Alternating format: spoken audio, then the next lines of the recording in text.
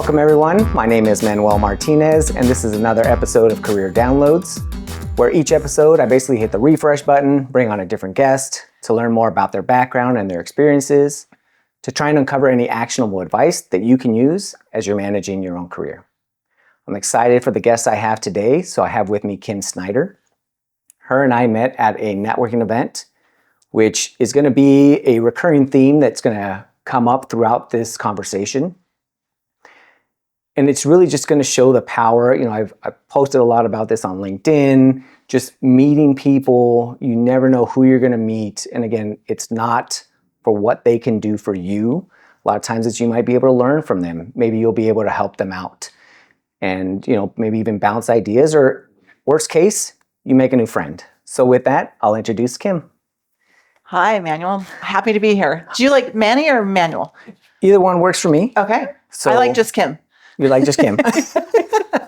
So Manny works fine if you feel more comfortable. I go by Manuel. Perfect. But people that I know, they're like, hey, Manny. It makes it feel a little bit more comfortable. So Manuel works. Well, thank you for inviting me, and this is awesome. And the networking theme is definitely prevalent in my life. And we met at a Women in Tech event. Yes. Which is kind of in line with both of us. We have a tech background, right? But it also was very entrepreneurial, which I also have that background too. So it was good to see there was a handful of men there, and I always love to see men supporting women. Yes. So thank you for that. Thanks for having me. I'm happy to be here and share anything I can to help somebody. So if it saves them a day or a headache or something, I'm always happy to contribute. So exactly, and that's part of the reason. It's one of the main reasons that I kind of started this podcast, is just sharing other people's experiences, because I've done a lot of mentorship, I do teaching, and people usually will ask like, hey, what do you recommend? Or, what should I do? And sometimes they're going and asking questions that maybe I don't have experience, but, I've talked to Kim mentioned this, and they want more detail. And again, a friend of mine said, well, if you know these people, why don't you just interview them instead of me having to be a third party or regurgitate? I can just share your story and your experiences. There you go. I love it. Yeah. So it saves you time and it helps somebody else, right? Exactly. So to start off, if you can tell me a little bit about your current role and responsibilities, just so that people get a sense of who Kim is today. Wow. So I am a business owner and I do contract work for corporate. And I also do speaking and coaching and consulting in the corporate space and also the small business space, which is probably a big turn from the typical corporate route that I was at, 5-10 years ago, even a couple of years ago. So sometimes we have control over our career and sometimes we don't, right? Yeah. So I have a contract role with a former corporate client of mine, and I'm in there and I'm a test lead for software, which is something I've never done before. But because I like to learn things, and I'm like, sure, I'll give it a try. I've been on projects for 20 years, so how hard can it be? Right. And of course, being able to pick up those skills along the way, and you're like, maybe I don't know how to do this, but I have other relevant transferable skills. And maybe it's even just the knowledge of knowing I've figured out other things in the past. Yep. I'm going to do it again. Yeah. And I mean, so, I've been on enterprise-wide projects for the last 20 or 30 years. And in that, even though they were smaller or a subset of what I'm doing now, you still pick up things, right? So it's still running a large project at a company. Products that I'm not as familiar with, but look, I'm resourceful. So between, searching however I want to, Google chat, and my network, I'm able to reach out to people and say, hey, how do you do this? How did you handle this? Tell me what you're thinking. And so, and then I've also learned through the years, which I wouldn't have done early on, is I will ask people when that I'm working with, what do you want to see? What else do you want to see? What else do you think we need to be tested? And as a consultant, you're always seen as the expert, and so you're not supposed to ask. But I've actually done that probably the last 2 to 5 years, and it's been really transformational for myself. Again, wouldn't have done it early on, probably didn't have the confidence, right, to ask those questions because they're like, hey, I'm paying you. You should know this, right? But I'm okay because I know most of the other stuff, but I actually want their input. So it's been kind of an interesting role. That's interesting in, kind of the transferable skills. And I know that that's something in, understanding, confidence building, that's a different thing. And I think the more of an expert you become and the more experience, you realize that it's not about knowing all the answers, it's asking the right questions. Yeah. And I think it's almost like you realize how much you don't even know, right? I mean, like I've been doing this for 30 years and then I start to realize I don't even know as much as you think you know. So, that's why I think you have the confidence to ask the question. So again, you can still come in and be a valuable resource because you understand your level of knowledge, but you also understand how to get the answers. And I've never had a client question me about, are you the right person on the you know, from a skill set standpoint. So I would say knock on wood or, Or on couch. yeah, knock on couch that I'm always happy with that, right? So it's like you always figure it out and you have to. And so those skills translate to other areas of your life, right? I don't know. I've taken the stuff that I've learned at work and then taken it elsewhere. So, sometimes I'm the handyman at home because I can research and figure things out. Right. And sometimes I'm not. Got it. So now that we know kind of where you're at and kind of what you're doing, if you don't mind telling me a little bit more about kind of where you grew up and eventually when you started your career, what you thought you were going to start doing and kind of what led to eventually, landing your first job. And it may not have been a career. It might have just been, your first job in high school or in college. So I grew up in Southern California and I was an athletic girl and I was shy, quite shy. So even though I was often the captain, I didn't like that role because I didn't want to be in the limelight, which is ironic because I do a lot of speaking and presentations now. So there was obviously an evolution. So I did that. And when I went to college, I started out at UC Davis in Northern California. And I was a business major, and that's not a business school, but I made it work. And I found that I was an accounting major and I didn't like accounting. And so I said, well, if I'm going to pick this major, then maybe I should go work in it and figure out if I really like it or if I just don't like studying it. So I ended up transferring to the University of Arizona. Well, I did do a couple jobs where I'm like, okay, I like this accounting. Now I understand the practical reasons. And I worked for 2 small businesses, a stereo manufacturer and a wedding planner. And then I ended up transferring to the University of Arizona in Tucson, where I ended up getting an accounting degree and then an MIS degree, which is Management Information Systems, and then an entrepreneurship degree. So I got 3 degrees because I couldn't make up my mind because I liked all 3. And then I was also far enough along my accounting degree. And I thought, well, gosh, even if a company's not making money, you still have to account for it. So I said, I'm far enough along. I'm not going to quit on that. So let me, keep that. And then MIS was new at that time. So this is probably 40 years ago, right? It was just coming out. And in fact, companies didn't quite know how to hire for it. They were like, you have to pick accounting or you have to pick MIS. And I was like, but I want to do both. Like, I want to use my accounting skills to help companies. And they're like, yeah. So they weren't ready for me yet. Yeah. They weren't ready for a lot of people, right? That was right when the big 6 or 8 was starting all of their consulting divisions, right? And so they were just like, they were coming from the accounting side going, okay, we know we need this arm of our company, but we just need people to do this. So as a result, I did not go in that field. I ended up being a quality assurance engineer for Unix on enterprise software. Interesting. And I barely had some Unix in college, but again, I could always figure it out. And I got that job because I had called up somebody I had known and I said, hey, I just graduated college. I know you graduated. Where should I go? What should I do? And he's like, hey, I work for this great company. So that was my second job. But he's like, I work for this great company. I said, awesome, let me check it out. So that was my second job. But my first job was, again, through relationships, through my mom. My mom was like, hey, I knew these couple people. Why don't you talk to them? I'm like, okay. Interesting. Yeah. So obviously that you probably didn't know it was networking, at least that early. It wasn't even a term. It was relationships. I knew my mom knew a lot of people and she knew how to get stuff done. Got it. And is that something that you picked up from her, just understanding kind of the relationship building, not necessarily thinking like, oh, I'm going to do this, but seeing that that's probably the exposure that you have to that to say, oh, well, I guess this is what I just would want to do is just build relationships and meet people. Yeah, I must have. I've never thought of it coming from her, but you're right, because my mom was a teacher and I do a lot of teaching in what I do. And so I never thought I was like, oh yeah, my mom was a teacher. So I guess that would come naturally as well. So yeah, I guess I never really thought about that. But yeah, she was amazing at relationships. And we used to laugh. She could she could delegate anything to anybody and we'd laugh and people would do it willingly. And so, it was funny to see her do that. And I guess I'm doing the same thing now. Well, it's a lot of communication and, people say leadership, but really it comes down to influence. And influence not meaning, not manipulation, right? You're not forcing somebody to do something that they don't want to do, but it's really influencing them to say, hey, can you do this or help me out? And again, I think building a relationship is helpful because if they asked her to do something, I'm guessing it wasn't as good as she was as delegating. I'm sure it wasn't just all delegation. They would come to her and she was just as helpful. Yep, exactly.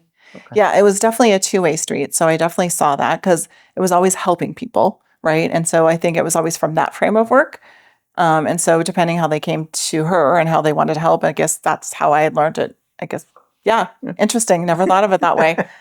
Well, and it's funny because it takes an outside perspective at times to be able to say, like, oh, I see the correlation, or hey, is this where it came from? And you're like, I never thought about it. Yeah, and that's how somebody told me about teaching. They're like, well, what did your mom do? And like, oh, that's how you must have learned this. And I'm like, actually, it was never on my radar to teach. It was never, and I'm not saying formally teach, but I do a lot of knowledge transfer and helping people understand concepts to understand where we're going to make sure that they're comfortable where we're going, right? So when I roll out large software implementations, which has been a majority of my career, people are coming in and they're afraid of the unknown.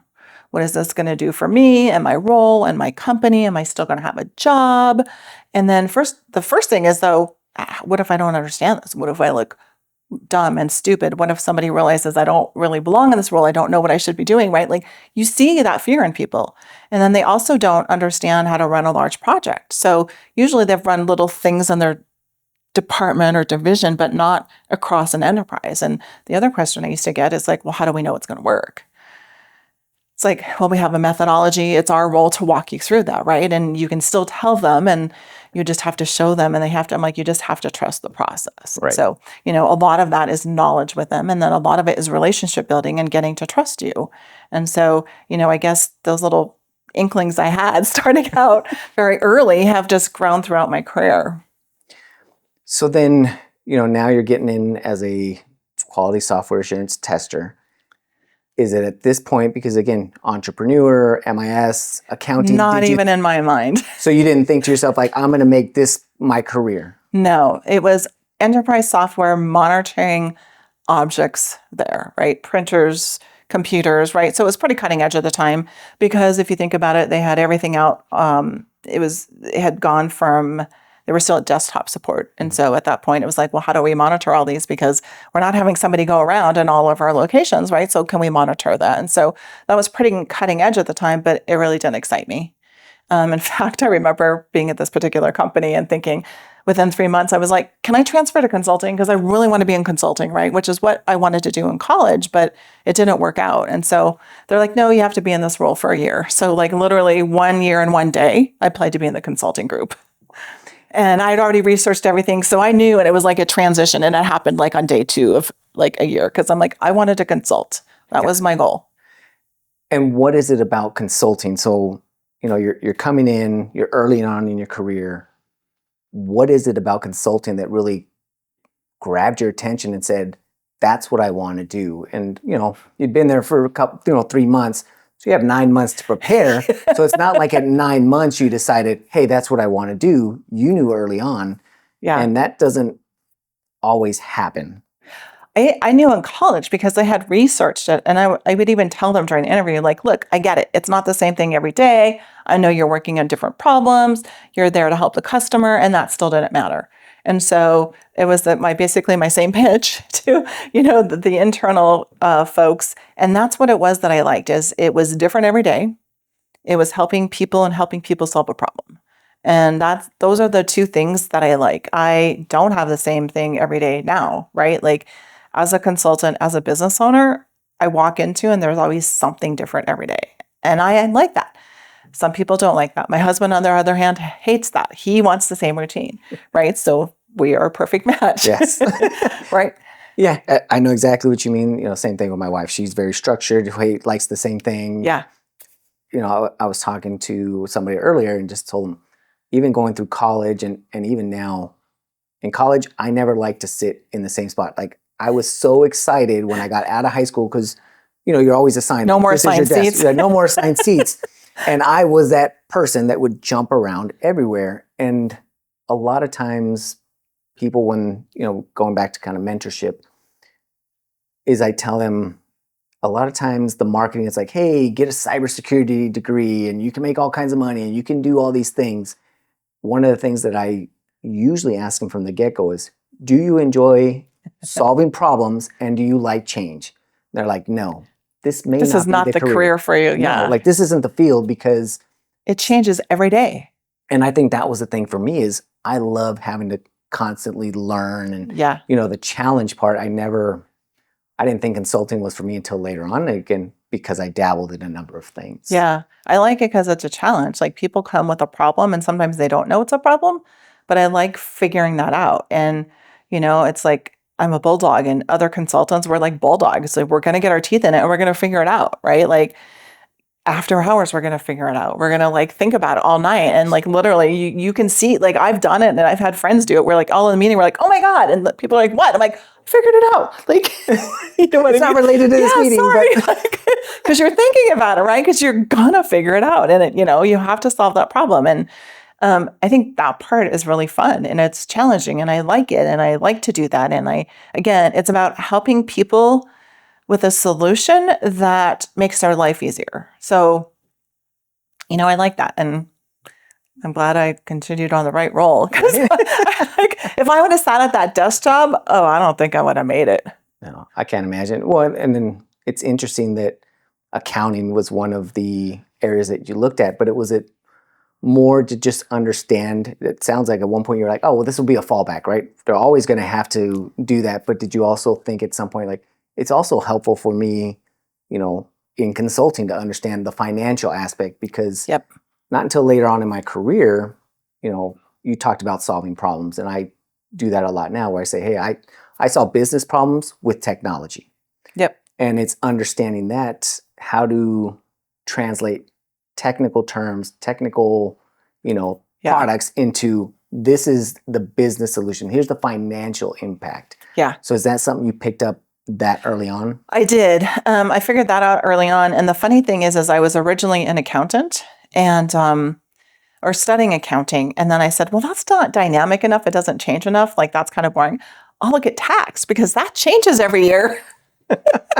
Right. So I recognized early on that I needed something that was more dynamic and changing. Right. So I think that's probably one of the other themes that I would say is like, you have to recognize those strengths in yourself and lean into them. And people, they always say, don't look at the things that you're not good at. And I agree, just work on the strengths that you like. And I said, you have to recognize them and you have to communicate them. Right. And so if I didn't like push and go like, I know that this quality assurance job is like, I'll learn what I can and what am I going to learn from it. But I know that I need to be in this other role because I know that fits me. Like if I didn't push that, I could have sat back there and just been in a quality assurance, which there's nothing wrong with it. It's just not a fit for me. Right. And so, somebody in that role would probably not like consulting. And so it's just not a fit for them either. And so you have to recognize those strengths that you have and really lean into them. And you have to communicate them, right? I don't think in the corporate space, we're really good at that. I think in the entrepreneur space, we're fantastic at that. I don't think in the corporate space, because if you say that, the other side of it is, well, if you're really good at this, what are you not good at? And it's like, well, who gives a crap what you're not good at? But in corporate, there's a lot of this hierarchical stuff, right? So people are kind of trying to one up you sometimes. And so if you're leaning into what you're good, people don't think that's good. I actually found the opposite, again, later in my career, when I was like, I want to do X, Y, Z. And they're like, oh, okay. Well, that makes it really easy. Then we'll just make sure that we put you on X, Y, Z, or we give you more of X, Y, Z. I'm like, that's what I want. Like, I'm really good at that. I really enjoy it. Give me X, Y, Z. Man, there is so much great information there. And I'm going to touch on probably two of these subjects, but the first one I want to go through is that early on, the ability to go through and advocate for yourself and know what you want. Well, not totally early on. Okay. Not till later was I more vocal, but I recognized it in myself, so I pursued those jobs. Okay. But were you, you were vocal enough to at least tell somebody. So like even at the 3 months, you asked for a transfer and they told you no, which, you could have just sat there on your own or maybe researched it. But again, maybe not to the level that you're comfortable with or that you did it now. But did it start there where you started to kind of go through and say, hey, I'm interested in this, or I want to do this, or how do I get to here or this role, or not really? No. I knew that when those recruiters came on the campus the first time and they said consulting and they explained what it was, I was like, oh my God, that's what I want to do. And so for the, 3 years in college and then the year afterwards, I was like, I want to do that. So I was a woman on a mission. So I didn't really see it as kind of that approach. But now that I go back, there is a theme, but that was not my frame at the time, right? Because again, I'm very limited, right? experience. But now I can look back and go, okay, yeah, now it makes sense. But at the time it was like, that's my goal. I'm going to be a consultant, come hell or high water, and nobody's getting in my way. So then now you were able to transfer in, you become a consultant. So how do you determine what your next role is going to be or what you're going to do next?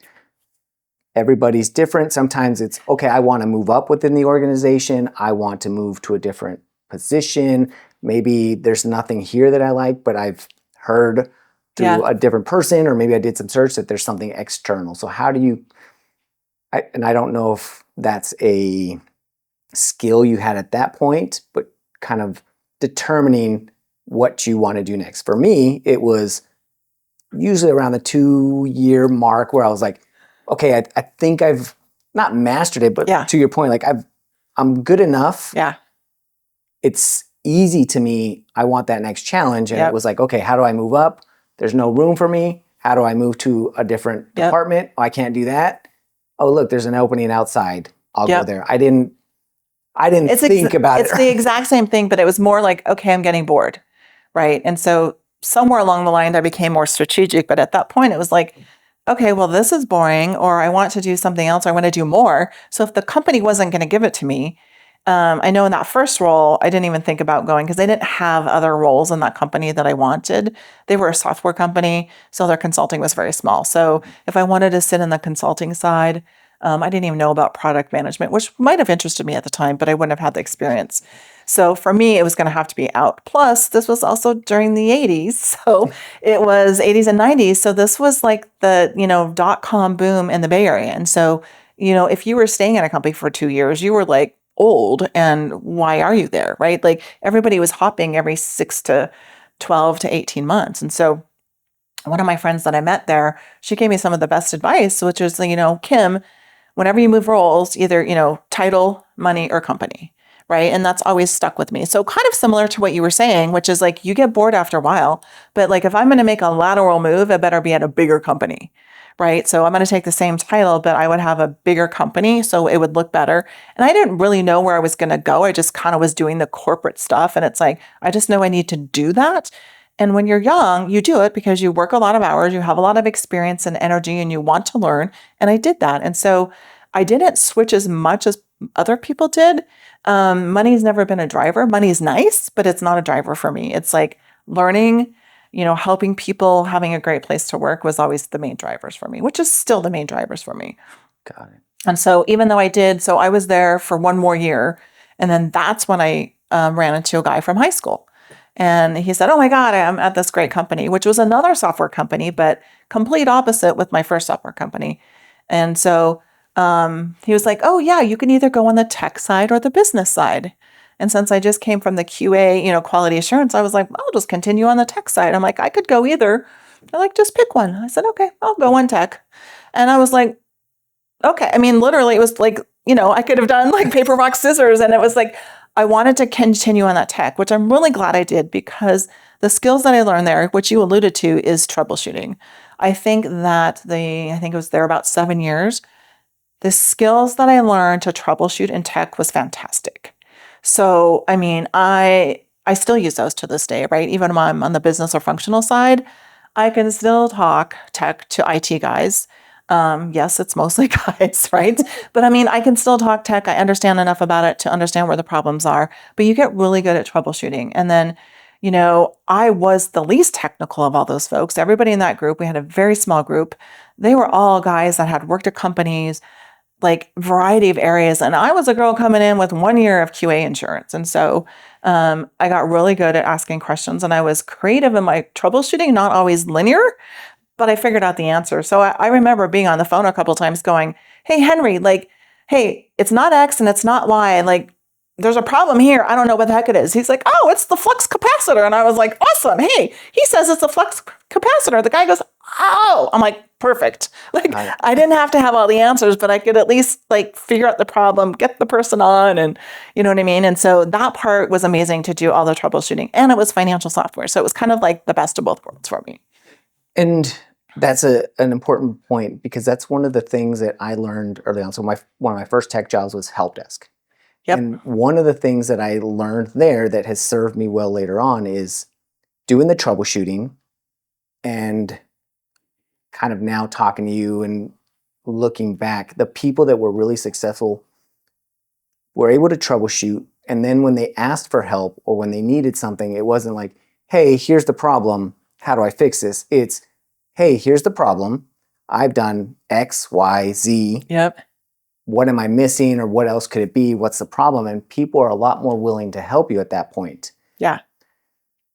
So is it that approach that really kind of helped you within the troubleshooting and kind of gather that information? Because you're not going to know it all. Yeah. But the other thing that I have, and I don't know if we want this to be a separate question, but you mentioned, especially that early on, it's mostly guys. So what was it like having to navigate that, like being probably the only female in that organization, and probably in many organizations, because that's not common at that time. It wasn't, and it never was really an issue for me. I guess I never saw the difference. People are always like, what? I'm like, really? I just worked with a bunch of people, and they happen to be guys, which was nice because guys are pretty easy to work with. So we had a small group of 8 or 10 of us, and there was a woman that was way older, and then there was me, who was probably the youngest. And not only that, I had long blonde hair, I looked pretty young, and I was from Southern California. So I could literally see these guys, these IT guys, I'd walk in a company, and they're like, you're the girl that's going to help me? And I was like, yeah. So I remember my second client that I went to, it was painful.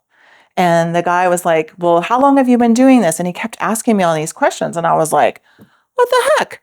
So my third client, I went out and I said, oh, at this client, I did this. And at this client, I did this. And this client, we had this industry. And I'm like, I led with my experience, and I never had a question after that.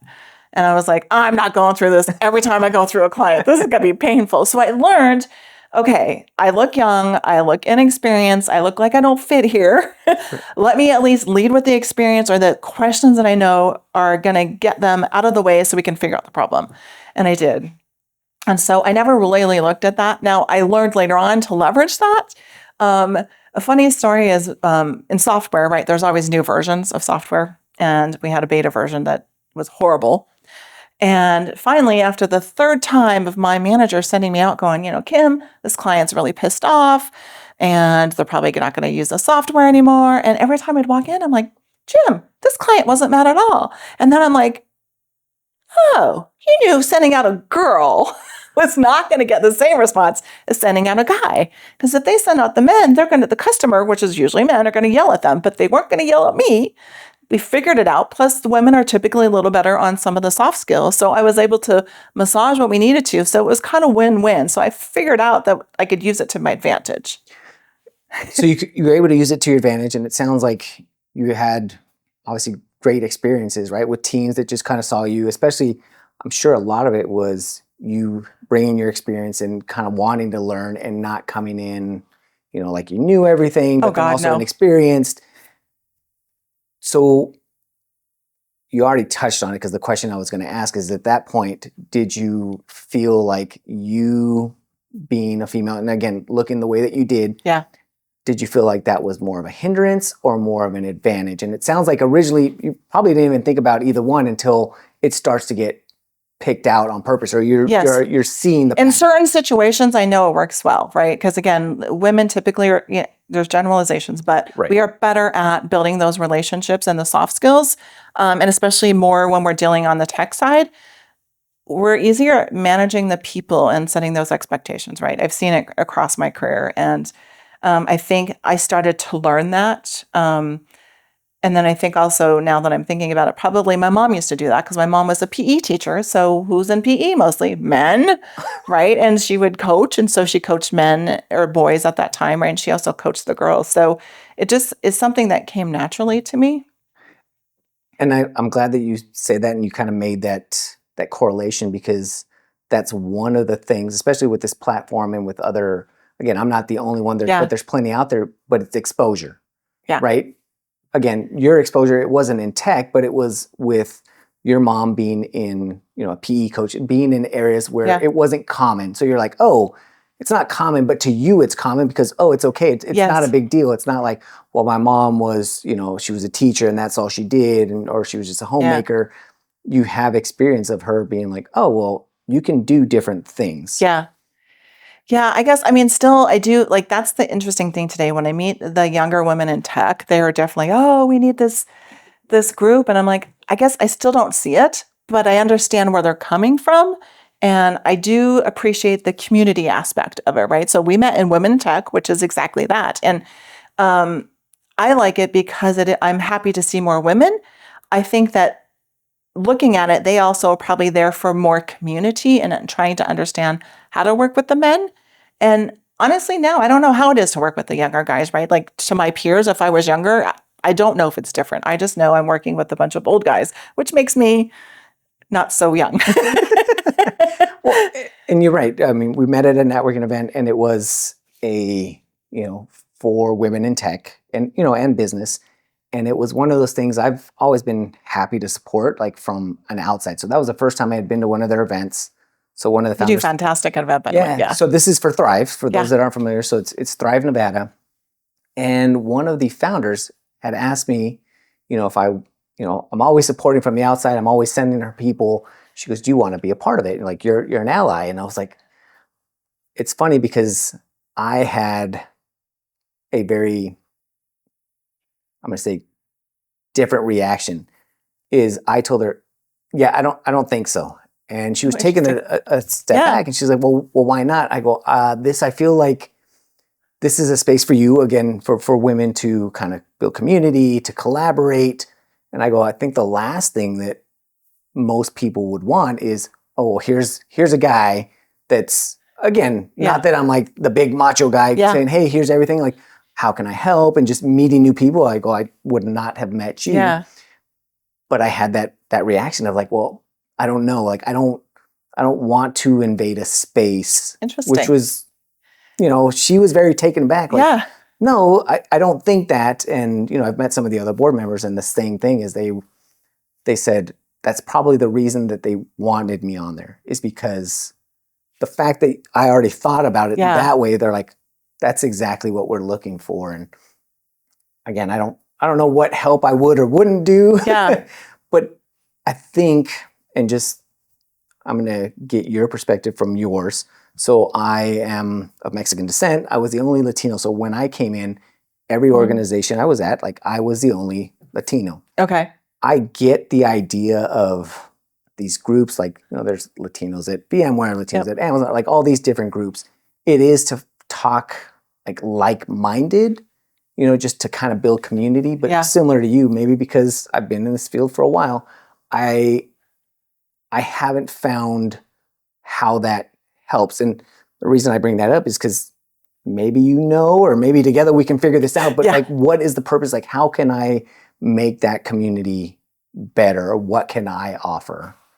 Yeah, I think that recognizing that there's a community there and they probably want some privacy, right? Now, I think because this is outside of corporate, I think it's less private. If it was within corporate, I could see there might be more issues. I have done women in tech events within the organization, and Often it's the men supporting, and they're the ones that were putting the money behind it. And then we will do some women in something or leadership. And sometimes the men will stay there and sometimes they will leave. It depends. I've seen them do both, right? And I've seen the differences. Now, I would say it's probably the same thing if it was in the Latin community, right? If you have a non-Latino there, and I would imagine it's the same thing. Or if it's Black or LGBTQ, or you know what I mean? If you have a space, I guess, that's set up for that, and I've even seen it in my National Speakers Association, which is traditionally an older organization, and we had a Generation XY group, and it was kind of the same thing. When I remember, like, they would come in, and it's like, well, we wanted a group to talk about things because we're not talking about those things at the larger level. Like, these people are older and established, and we're all newer, starting our speaking career, and so yes, we could provide the insight, but that's our general meetings. We wanted another specific meeting, and so I think that's probably where they would ask, and I've seen it happen in women in whatever X events, right? They will ask specific questions. I can tell you it's the same thing. It doesn't matter if it's women, probably women in construction, women in tech, women in aquatics. It's the same thing. And I think they think it's special or different, and it's not, because I can guarantee the men have the same questions. I mean, I've tried to do a couple things for women in whatever, and it's like, well, then I don't want to exclude the men or the other areas because people could use this information. You know what I mean? So I think it's a safe space. I think that it's just whoever wants to be involved in that. And so I think because you have a giving back feeling and you help coach and mentor, that I think it works for you. Somebody that's not interested in that probably wouldn't want to be in that group, whatever their persuasion is, right? Right. So I think that, reaching out or questioning that was probably really good. Okay. So then you're going through, you're starting to gain all this experience. And again, we're never going to be able to go through all the linear. Please don't. But now, as you've kind of established your career, you're starting to gain experience. One of the things that we've talked about separately is kind of at some point early on in your career, it sounds like you and I did the same thing. It's like, okay, how do I either make more money, learn more, do something? Yeah. That served me well early on in my career, but then at some point you have to start to be a little bit more strategic and think about it. And I think had I started or had someone like you tell me that information earlier on, I probably would have made different choices, probably could have done... Me too. Yeah. And I don't want to say I would be farther along in my career, but I think I would have different experiences that would help make me better in the long run. So how did you at some point transition and say, okay, how do I want to think about my career now?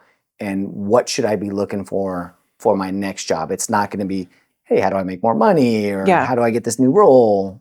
For me, it was always job satisfaction. Like, I want to feel good and I want to enjoy it, right? And then the money will come and the title, but it was like, I'm also not stupid about it. It's like, we're not going to turn it down.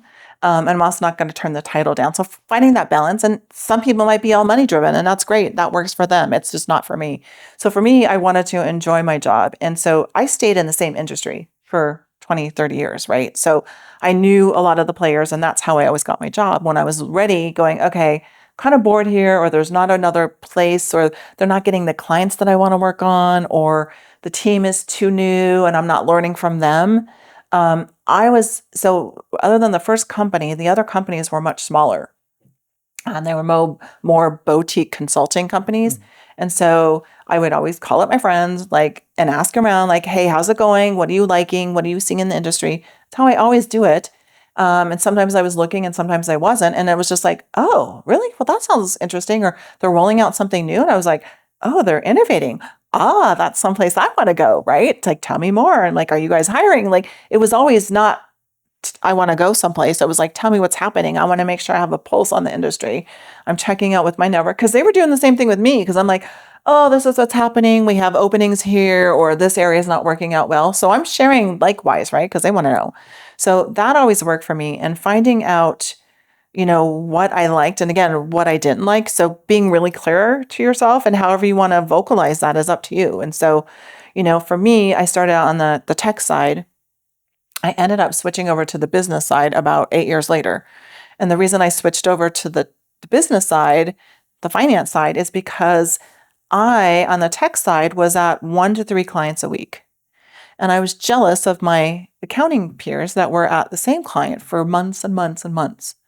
And I was like, I don't get to build a relationship with the client and even my team. I mean, at that point, I felt like, the tech consultants, we were interchangeable. Like, I need X, I need Y, you're available, done. And it didn't matter if I was in Denver, I had to fly to Florida, and it didn't matter. Like, I was flying all over.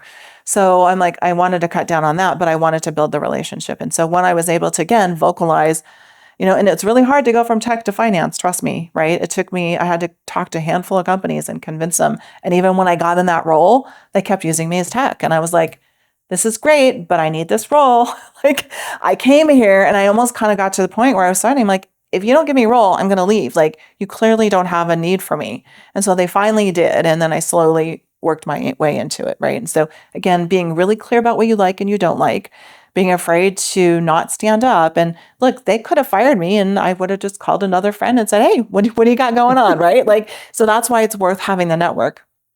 And they could say, oh yeah, they don't, everyone said, what are you doing? Like, nobody switches from that. So I love that. And that was one of the things I learned. Again, learn what you like and what you don't like and ask for it.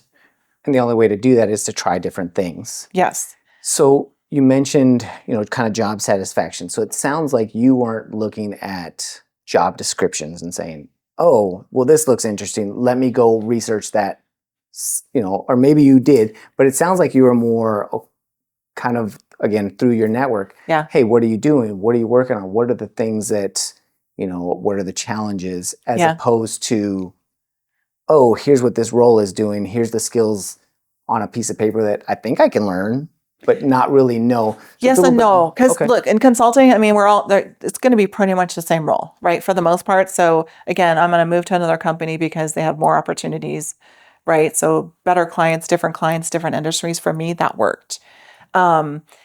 Because I was in consulting, it was pretty much the same. I didn't have to research. Now, I do remember researching at one point because I think I got laid off, or I don't remember, when I was between jobs. I said, okay, well, let me look and see what's actually out there, right? And so I said, let me look and see, maybe I need to take a desk job at this point. Then I was like, well, crap, but what do I take? Do I take a project management role? Do I take an accounting role? And then I was also looking at consulting roles. And this is funny. This is where, sometimes things just happen. So I was looking at all roles, but I wasn't applying to any of the other ones. It was just kind of natural. I was like, God, what am I going to do? I'm going to sit there all day and I have to do the same thing. Like, maybe I should apply. Like, I didn't apply to any jobs because, one, I couldn't figure out how my consulting role fit. And then I was either really low or really high, and I didn't want either one of them because really high meant way different expectations. And I was like, I wasn't ready to meet that because I'm like, if I'm leaving consulting, I want to slow down, right? And so I don't want to basically replace one job with the other. So I naturally didn't look at those desk jobs. I said, I'll do it. And then at 2 weeks, I'm like, I haven't even looked at any desk jobs, right? I'm like, okay, guess it's not for me. And then you kind of mentioned being true to yourself, and you try to explore, but then you had the time to go through and kind of look back and reflect and say, hey, that's not me. Yeah. So do you have a process now, or did you kind of develop, how did you learn to be true to yourself? Not just necessarily from always just a personality standpoint, but even from a role. You sound like you're interested in trying all kinds of things, but at the same time you were like, no, and understood what doesn't fit you. So how did you develop that? Some of it's experience and some of it's getting clear. And so I realized that if I wanted to try multiple roles, I would have to go to a smaller company. If I went to a larger company, if it says XYZ, I'm doing XYZ. No ifs, ands, or buts, because it means they got somebody doing A, B, C, and D, E, F. And I'm like, if I want to play in those areas, I can't. I had to be really clear. Sometimes I wanted to do that and just go, let me go see what a big company is doing with XYZ, right? And then other times I was like, oh my God, there's no way. So you have to try them out to see. I always liked the smaller companies because I had the ability to do more, right? And try more. It wasn't just the job description. And so when you get in there and you get the personality, or you get to meet the owners or some of the leaders, you can sort of fill them out, and you can fill them out online and look at the types of posts they do. I can do it based on comments from my friends that work there, on how open they are. Cause it's like when I want to go in, I want to be able to do other stuff. I don't want to just do my consulting. Like I want to help them grow and I want to help them do things that I can bring my entrepreneurial stuff to. And it's like, will they listen to me? And so again, you have to be really clear about what you're looking for. And then based on experience, then you look at those type of companies or industries, right? So I like to be more entrepreneurial. Generally, that's a smaller company. I was just at a really large company, one of the largest in the world, right? I could actually do some of that, which I was really surprised at. So, so maybe that doesn't hold still, but like because that group, the consulting group was very small, they did think a little more entrepreneurial and they were open. So, you just have to be, again, like clear on what you like and don't like and ask questions. And so if you've got friends that are in that company or that industry, then ask. Like one of the roles I looked at was maybe product management, right? So again, entrepreneurial, understanding, a company's, base customers, rolling out products. I'm like, okay, that would be a really good fit for me.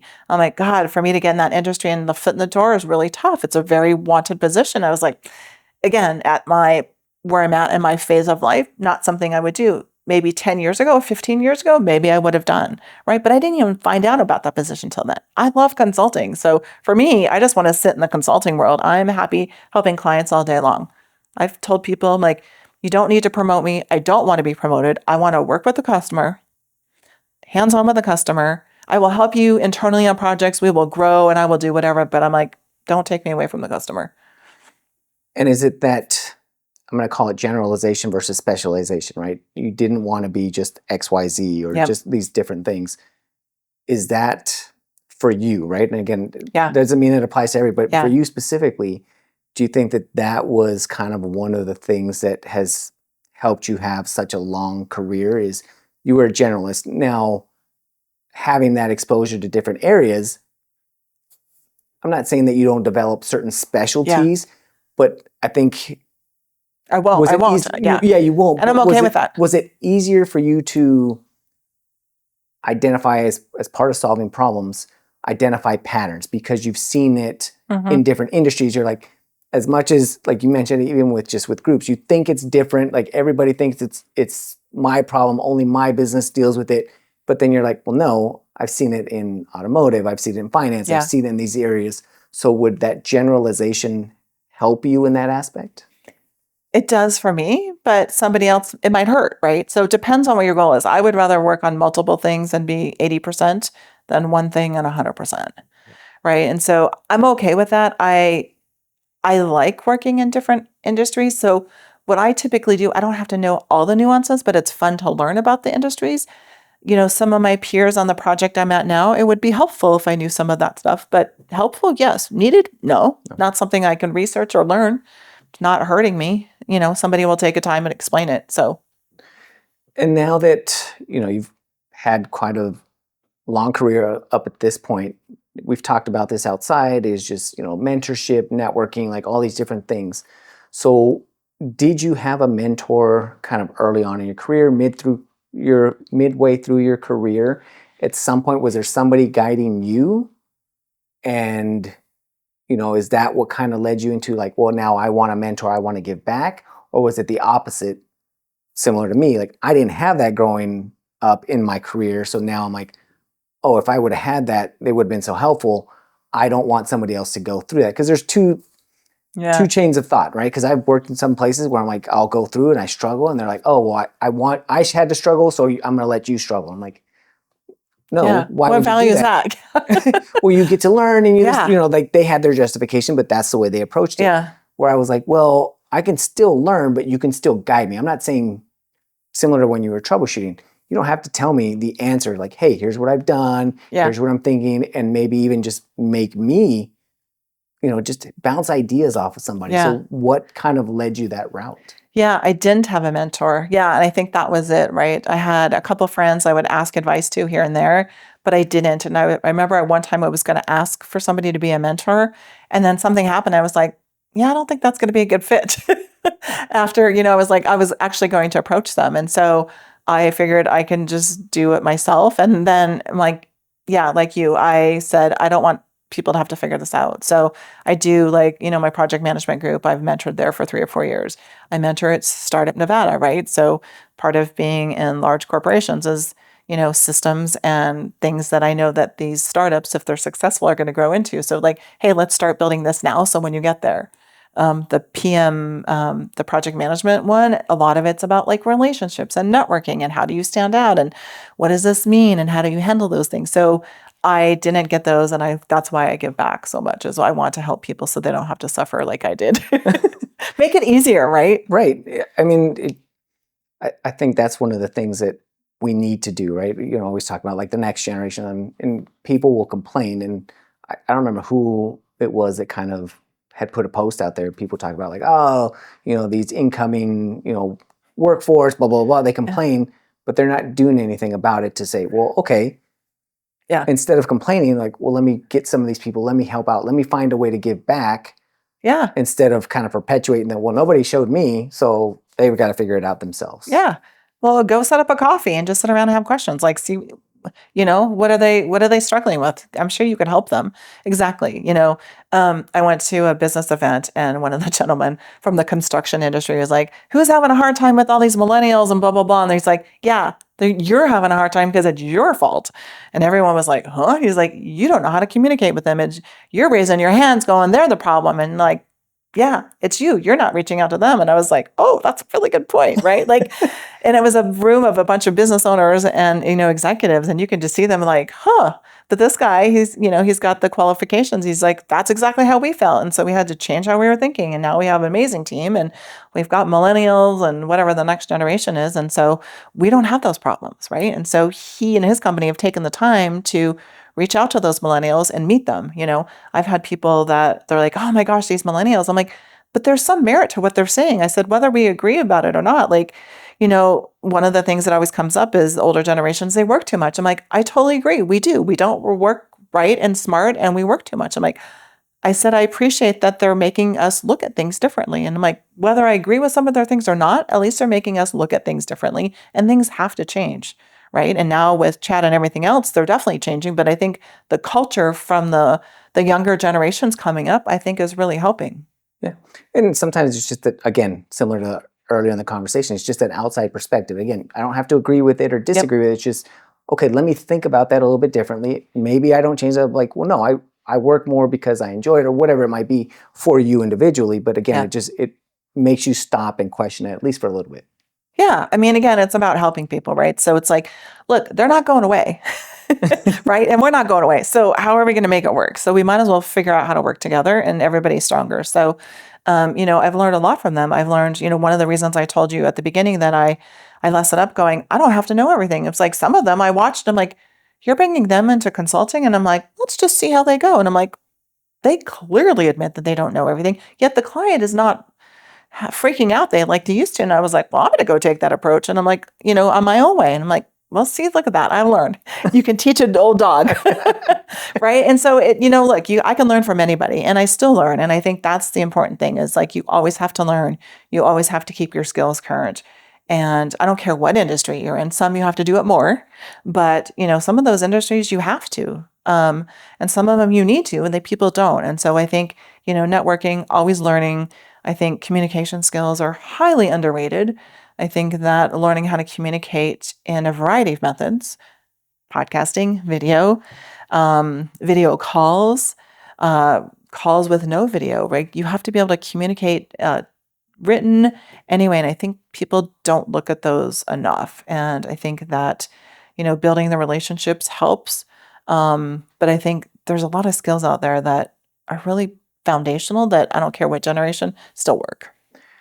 I have two questions here and they kind of align, but they're a little bit different. So talking about communication and something you said earlier about, kind of advocating for yourself and, just building that confidence. So you mentioned at the very beginning that you were in sports and, as somebody who was also an athlete and played and I don't play as much anymore at a lot of these sports, but you learn to kind of work with others. So my guess is that's kind of where some of that came from. But you mentioned that you were also very shy and now you're not. So you kind of grew into that and sometimes it's just experience and being more comfortable with yourself. But I'm kind of thinking back to when I met you at that networking event. Like even now, like you are a very bubbly person. You're very outgoing. Like there's something, and I paid attention to it there. Like people tend to gravitate towards you. And I had somebody. The reason that we met is someone's like, you got to come and meet Kim. And I was like, okay, well, let's go meet Kim. Yeah. And then once I talked to you, I'm like, oh, I get why. But it's interesting that that's not how you started out. So what caused that change in you? And then also, what would you recommend to somebody to try and change that earlier? And again, that doesn't mean you have to be the most outgoing person. Yeah. You don't have to be the center of attention, but learning how to kind of stand out a little bit, be memorable. Because even if someone hadn't introduced me to you, just kind of being around you, like you and there might have been two other people where like they stood out. So that's never my goal. My goal was to be me. So I would say that I probably stood out to my friends back then and my little circle, right? But I didn't want to get beyond that. Again, quite shy. If somebody would have told me to be a consultant, I had to do public speaking, I don't know if I would have done it because I didn't like public speaking. I took a speech class in high school and it wasn't very good. I remember speaking at a couple of my companies and not doing well at a couple of presentations, but I could speak in front of the client.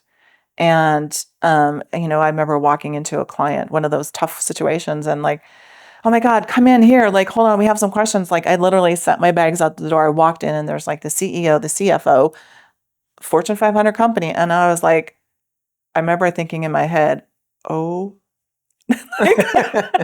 okay, I've got to like show confidence. And if I don't, I'm going to be eaten alive. Right. And I'm like, okay, what do I know and what don't I know? And I just had to start at the basics. And they were asking me a bunch of questions like, well, what's wrong? And how are we going to figure this out? I'm like, guys, like I just walked in the door.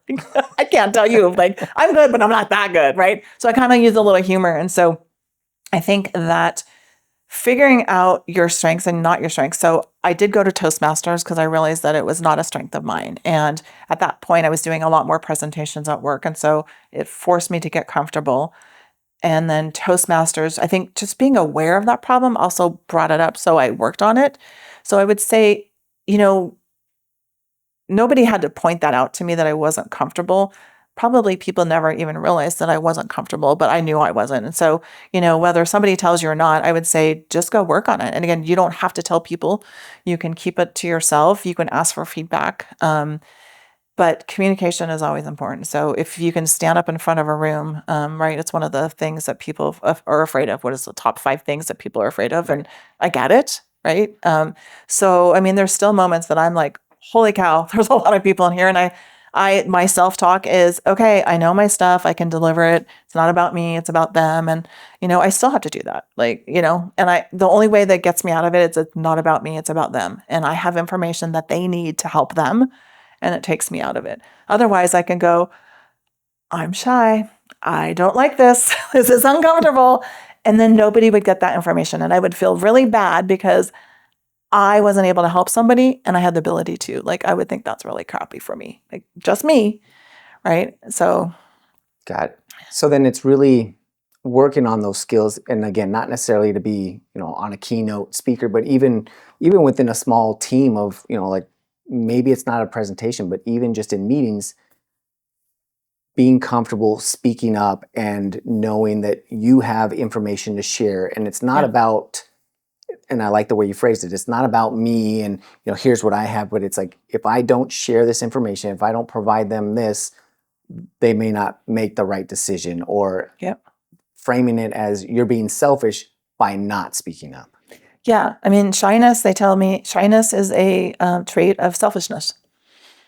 Okay. And where did you hear that? Or Yeah, I don't remember. I think I was some self-development and I was like, they're right. And it came about for me in 2 ways. So one of them, somebody was giving me a compliment and I was too shy to accept it. And they said, you're too shy, but you're not helping that person and you're turning that person away. So by you not accepting it, it's about them, but it's about you and not them. And they're giving you something. And then there was another time it's like, yeah, I'm shy. And I can't remember what the rest of it was, but I was like, oh, they're right. It is about me. It's about me not feeling comfortable or confident to say something, which means that it's all about me and not about them. And like the situation wasn't called for that. So it's been kind of interesting, I was very shy. So, I mean, I really was. I was very shy and quiet, and I still have my moments, not as much. I don't know at one point because I had to go speak and do all this stuff that it's kind of gone away. But I don't know. I just don't want to, I don't want people to walk away with something then because I could have helped them. Right. And so I think that whatever level you're at, right, it doesn't matter. Like you have information that's relevant to people. And so maybe it's not the people in that room at the moment, but maybe it's people sitting at like next to your desk that you can help, then help them. You have information that can help because you're always, one step ahead of somebody and you're also one step behind. And that's okay. You just want to talk to the people that are equal or behind you. And there's always those people. And so just make sure you're helping those people. And one of the other topics that kind of came up here is, as I hear you speaking, it sounds like early on you didn't have it, but maybe over time you developed confidence. And I think a lot of times, even with speaking and everything that you've kind of mentioned, I think sometimes we have that idea of, again, comparing ourselves to other people and saying, Yeah. oh, okay, well, I need to be a better communicator. That means I need to go from I don't speak up in meetings to now I've got to give presentations in front of 100 people. Yeah. And that's not the case. Same thing with your confidence. Again, maybe, with you being shyer, it took a little bit to feel comfortable. And this is the knowledge I have. This is the knowledge I don't have. And just being comfortable with who you were. How did, and maybe maybe you don't, but just kind of reflecting back, like, how do you think that you still started to develop that within yourself to say, okay, I'm confident, comfortable, whatever the word you want to use, but in myself and knowing this is who I am, this is what I know, this is what I don't know? I would probably say the last 5 or 10 years. I do remember walking to clients going, God, I feel like somebody's going to like figure out that I don't know all this stuff. Like I still it wasn't that long ago that I felt like, oh my God, I feel like a fraud. Somebody's going to figure me out someday. Right. And I'm like, really? Like I've been doing this for 20 years. And so I remember because I was helping and coaching other people and whether we formally called it that or not. And I remember and it was always the women, never the men, which is always interesting. But I remember some of the women, I'm like, well, why don't you do this? And she's like, I can't do this. And I'm like, you've been doing this for 20 years. You know your stuff. Like, listen to yourself. And then I remember catching myself going, oh my God, I'm in the same boat doing the same thing. And I don't remember which came first or they both did, but I was like, yeah, again, I'm very clear on what I know and I'm very clear on what I don't know. And so I'm okay with that. It's like, you have to feel, you can't know everything. Right now, as a consultant, I can probably find everything between Google and friends, and peers, but I don't need to and I don't want to. It's like you just have to get really clear. You can't do everything. And you just have to understand, I guess, what you want to do and what you like to do and stick in that lane. So I know we've touched on a lot of subjects and a lot of information, and I know you still have plenty more, and there's a lot of good ones, but I think we've covered some of the, just prior conversations that we've had and just kind of getting to learn more about you, like mentorship's important, communication. I think we've touched on a lot of these different areas. Is there anything that I haven't touched on, something that we kind of maybe glossed over, like we didn't give it the full attention that you think we should have? I want to give you the opportunity instead of me just asking you questions and say, okay, hey, Manny, or Manuel, this is one of the things that we didn't cover enough that I really think is a key takeaway. I would say it goes along the lines of finding your strengths and mentoring, but I would add coaching. So I did pay for some coaches, and you can pay for some coaches if you think there's other areas. Typically, if you pay for a coach, it will get you there faster, right? Like a consultant. So, but be really clear about what you want, and a good coach will help you get there. So I would say definitely along those lines, right? So again, there was blocks that I had that I wanted to get through to be more impactful and influence and, get where I was getting at the time faster. And so you can do that for a variety of ranges. You can get, coaches. Typically coaches you have to pay for, mentors you don't have to, but it's a different relationship. So I would definitely say that. I would say the soft skills, I don't care what industry you're in and who you are, whether you're, Latino or women or young, old, it's the relationships, and build it before you need it. Really, you really do. And, for 30 minutes a week, pick up the phone and, message 5 people, and you might get one of your friends calling back and just what's going on? How do you like your company? This is what I'm doing. And like, you'll find out stuff that's happening in your industry or other industries, even if you're not looking to move, just, do that. I think it's very underrated, and it's 30 minutes and people think it's such a big deal. I'm like, it's not. Yeah. Text them, message them on LinkedIn, whatever it is, just get a hold of people and see what they're doing, because you are helping them as much as they're helping you. So I think it should be a two-way street. So I would say those are probably the areas that I want to make sure that we emphasize.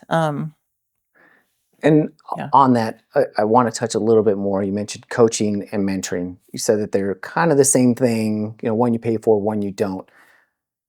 But I also think that there's also a little bit more kind of nuance in those. And I want to get your experience because, I have looked into possibly getting coaches and just understanding, right? Again, things that you learn later on in life.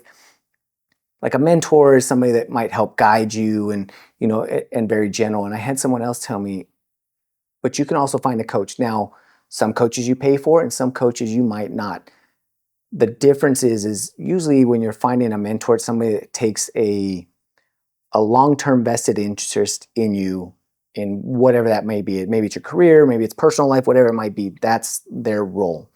Whereas with a coach, like maybe you're not my mentor, and this is where it might get kind of blurred a little bit, is I might say, Kim, I think you're really good at, the way that you present, or, I really like the way that you communicate in written form. You might still coach me in that, but I could also pay a coach to say, maybe I want you to help me with resume writing, or maybe I want career development. Like, hey, I want to move to an executive level. Mm-hmm. So like in your experience, kind of what were the differences and what made you kind of go with a coach at times to say, you mentioned one of the advantages is they'll help you get there faster. Mm-hmm. But what else? Like what else if someone is deciding like, should I pay for a coach or, look for one versus a mentor? So I think if you're thinking about a coach, maybe for career-wise rather than like a life coach or whatever. So a leadership coach, career coach, if you're going to do it in the vein of, I want to get better faster, I want to move up, maybe I'm not getting promoted, maybe I'm not getting the roles that I want, maybe I keep getting the same XYZ things to work on, then I would go to a coach. They would be able, like, you could be very specific about what you want them to help. Now, a coach typically is going to ask you more questions and help you kind of self-discover. My particular coach, a couple of times, I'm like, if you're asking me questions because you think I'm going to figure this out, I'm not. So you just tell me, because it's just going to, like, I'm not figuring this out. Like, this is the third time we've visited this topic. And they're like, okay. I'm like, a mentor is somebody, I think, that is more guiding you. Maybe long-term, like they're either in the industry, maybe in the company, like a coach is outside of that. They might have experience in your industry, but they'll help you with like leadership, like more soft skills, leadership skills. I think a mentor might help you within a company. So you also have a mentor, you also have like a champion. So sometimes you've got the champion or an advocate in a company. So you could have those. So an advocate in a company is very good because they are connected. They are typically a leader. And when things start coming up about, oh, who should I position? They would start positioning you kind of behind the scenes and start grooming you and help building those relationships, as opposed to a mentor is like, hey, you should start finding somebody to help doing that, or look at these areas or associations to start to belong into. So it's kind of like a soft coaching, but it's once a month, once a quarter. Right. No payment. So it just depends, right? So again, if you want results, you typically have to pay for the results. Got it. So No, that's awesome because that's probably a topic that hasn't really come up much. I think maybe one other person mentioned coaching and, just kind of hearing your experience of saying, hey, if you want to accelerate your progress or in a specific area, or it could be, a life coach, just any number of areas, you're really paying them to accelerate whatever it is that maybe maybe you don't know, or and you think hey, I want to improve my leadership, and you'll get a leadership coach and quickly realize maybe not. Yeah.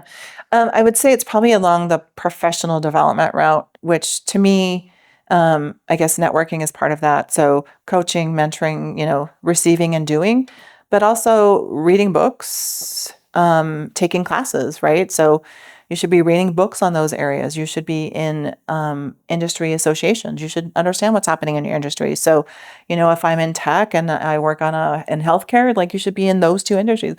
Firm believer of professional development and keeping up with what's happening in your industry, because before you know it, it's passed you by and you're so heads down that you don't even know like new technology or things that they're looking at or laws or whatever it is. Like, you should be looking at those. And I think that's probably one area we haven't touched on, I think is very underserved, which like I would put Thrive in there. It's women in tech, so it's tech focused, right? And there's women from all industries, but like you have to go in there, and they're doing an amazing job with, Cynthia and Jen are doing an amazing job with programming. Like, that stuff you would be paying a lot of money for, that they're bringing in very high caliber speakers and learning those things to think about. Like, you've got to do that. And I don't see people in corporate doing that. I don't see a lot of professional and personal development. And it's not like, if I have time, it's like you need to make time.